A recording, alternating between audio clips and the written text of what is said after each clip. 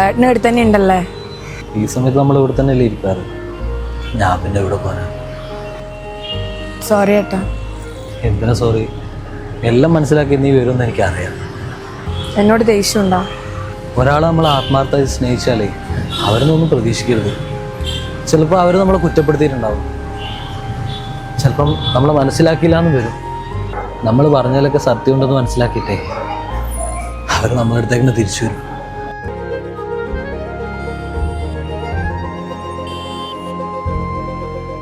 എന്തൊക്കെ സംഭവിച്ചാലും നീ എനിക്ക് എൻ്റെ പെങ്ങൾ തന്നെയല്ലേടി. ചിത്തിരപ്പൂവിൻ ചിരിയുമായി വന്ന നീ